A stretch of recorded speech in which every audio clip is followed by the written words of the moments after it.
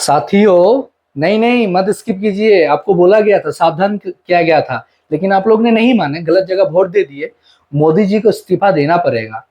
क्यों देना पड़ेगा? नहीं, मैं बता रहा हूँ, सुनिए।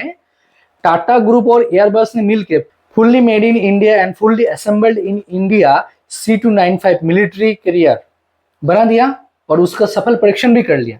अभी देखिए, डिफेंस प्रोडक्ट के जैसे एयरबस भी अभी एक्सपोर्ट होने वाला है। नहीं होगा ही ना। आपको पहले ही राहुल गांधी ने आपको सावधान कर दिया था, फिर क्यों आपने वोट दिया? नहीं, देखिए, बोला गया था, बोला आज है तो हिंदुस्तान देखिए में ना, आप हो मेड इन ही नहीं इंडिया, सकता। Made in India, made made in in India India की बात देखिए करते आप, रहते हो। अभी क्या मेड हो इन रहा है? इंडिया अभी हो ही मेड इन नहीं इंडिया सकता आज। एयरबस टाटा ग्रुप के साथ बना दिया C295 मिलिट्री एयरक्राफ्ट कैरियर। क्या करते हैं आप लोग?